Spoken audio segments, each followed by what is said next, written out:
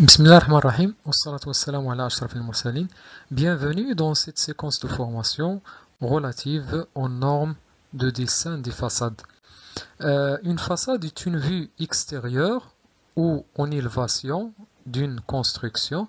L'observation des façades d'une habitation est similaire à celle des vues d'un objet. Par contre, les façades sont identifiées suivant leur orientation géographique. On parlera de façade est, façade ouest, façade sud-est, etc. Mais aussi on peut désigner les façades par leur position relativement au bâtiment. On parle de façade principale, c'est la façade qui comporte la porte d'entrée, façade arrière, façade latérale droite, façade latérale gauche, etc.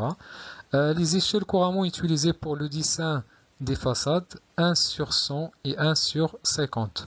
Remarque, en règle générale, les façades ne comportent pas d'arêtes cachées. Toutefois, on peut représenter avec des pointillés limités les différents planchers de la construction, notamment s'il s'agit d'une habitation à plancher multiples.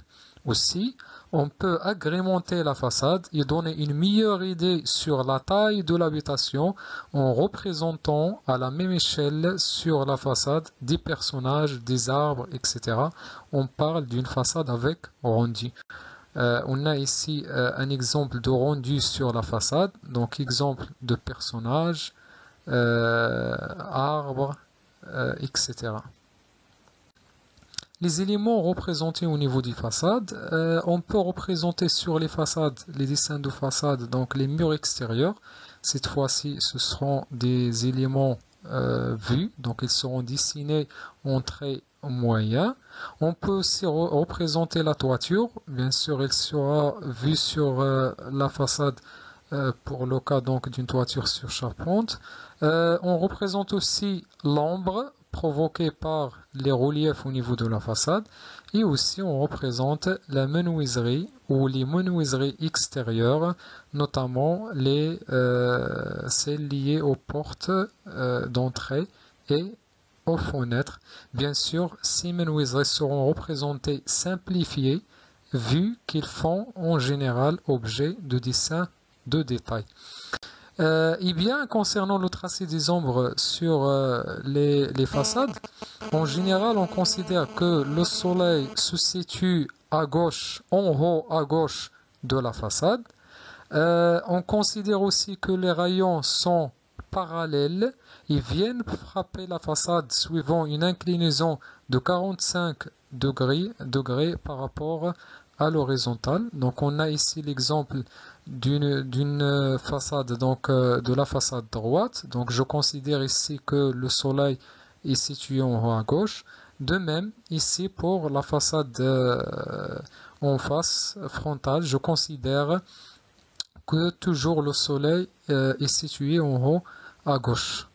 Eh bien, concernant les ombres provoquées par les reliefs de la façade, alors je considère ici le dernier rayon qui va traverser donc la façade. Bien sûr, les rayons que j'aurai au-dessus seront bloqués par le relief. Et donc, le problème réside à déterminer cette distance, c'est-à-dire la largeur de l'ombre. Eh bien, je reviens sur la coupe correspondante. J'ai ici le prolongement de la dalle.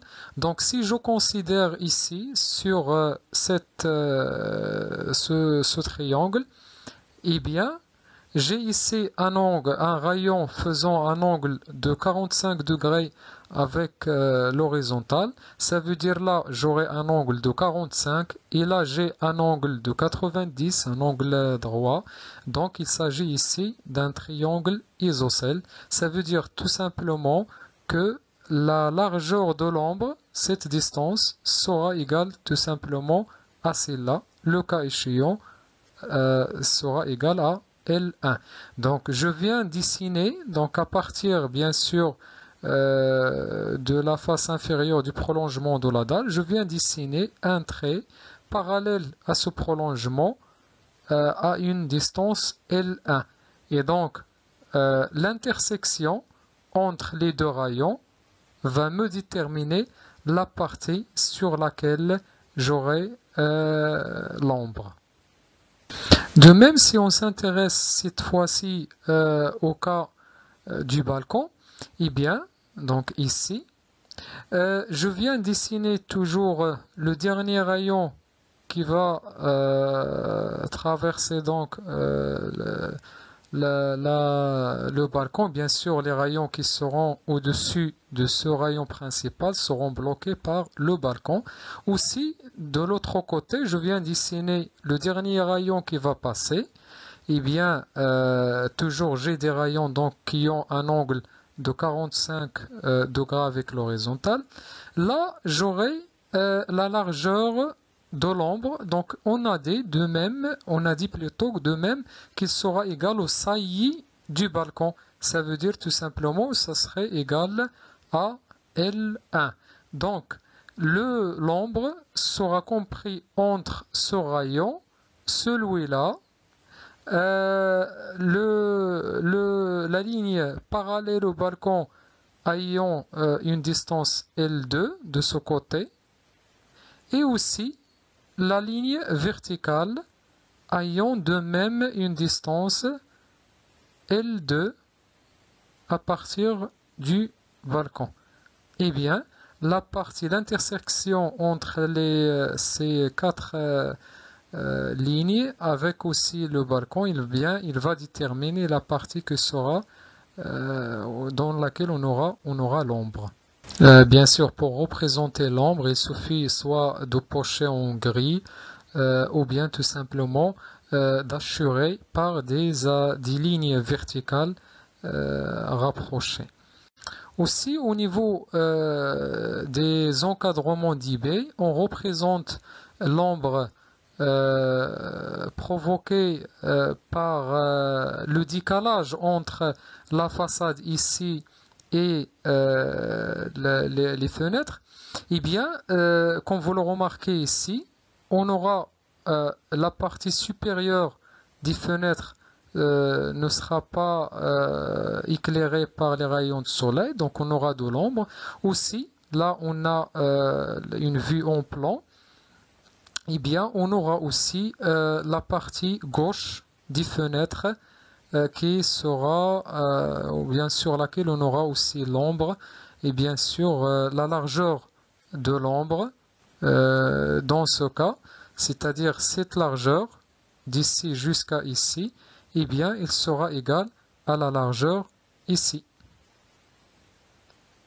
Et de l'autre côté, ça veut dire en haut, la largeur de l'ombre en haut ici, eh bien, il sera égal à cette distance, c'est-à-dire le décalage entre la face extérieure de la façade et la fenêtre. Donc, à ne pas oublier qu'on peut aussi avoir au niveau des façades donc la cotation des nus. On a déjà vu ça pendant la séquence précédente. Et bien, tout simplement, la cotation des nus est représentée au niveau des façades à l'intérieur d'un cercle, avec ici donc le nu de référence. Pour les saillies, donc on aura un plus. Pour les retraits, on aura un moins, avec les nus qui sont représentés, calculés plutôt en millimètres. Donc cette séquence se termine ici. La prochaine séquence, on va s'intéresser au dessin des escaliers. Merci pour votre attention.